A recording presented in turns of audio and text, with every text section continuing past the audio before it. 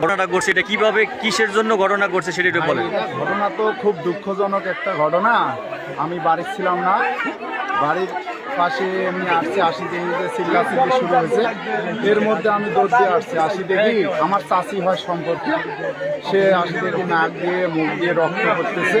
তখন আমরা ধরলাম, মাথায় পানি টানি দিলাম, দেওয়ার পরে ওনাকে জিজ্ঞেস করলাম দেখি, উনি কথা বলতে পারে না। পর পানি টানি দেওয়ার পর অনেকটা সুস্থ হলো। সুস্থ হওয়ার পর তাকে জিজ্ঞেস করলাম যে কী সমস্যা, তো বললো যে আমার লক্ষ্য রাখছে, এদিক গেছি উনি দেখছে। তারপরে উনি যখন ঘরত গেছে, ধাক্কা দিয়ে বিছানার মধ্যে ফেলে মুখের উপর একটা বালিশ চাপা দিছে। বালিশ চাপা দিয়ে ধরে টুটির মধ্যে এক হাত দিয়ে চাপ দিয়ে ধরছে এবং ওই দাঁত, মুখে হাত দিয়ে দাঁত একদম চারটে ফেলাইছে। আর দৌড়ে দৌড়ে কি যা দেখি এই অবস্থা। পরে বিছানার মধ্যেও দেখি যে দাঁত পড়ে আছে, অনেক রক্তাক্ত অবস্থা। আর ওই মহিলা অনেক ভদ্র, অনেক ভালো। মানে এটা শুধু আমি না, এখানকার আরও যে মহিলা আছে বা এবং অনেক লোক আছে, তাদেরকে জিজ্ঞেস করলে আপনি পাবেন এত সুন্দর মহিলা এরকম হয় না। যে মারার চেষ্টা করলো সে কে? সে ওনার ছেলের বউ, আপন ছেলের বউ। ওনার ছেলের বউ, জি, ওনার ছেলের বউ শাশুড়িকে মারতে গেছিল। এবং উনি এখন রৌমারী হাসপাতালে আছে, ভর্তি করার জন্য নিয়ে যাওয়া হয়েছে এমার্জেন্সিতে। ওকে।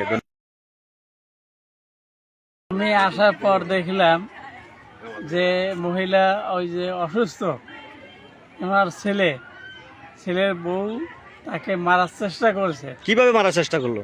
বালিশ চাপা দিয়ে মারার চেষ্টা করছে এবং মুখে হাত দিয়ে দাঁত ভেঙে দিছে। কয়টা দাঁত ভাঙছে? চারটা। জীবিত হচ্ছিল হ্যাঁ। না, মরে নাই, জীবিত আছে। রৌমারী হাসপাতালে নিয়ে গেছে। কিন্তু ছেলের বউ খুব খারাপ, জঘন্য, আমরা জানি এইটুকু আর কি। ওকে, ধন্যবাদ।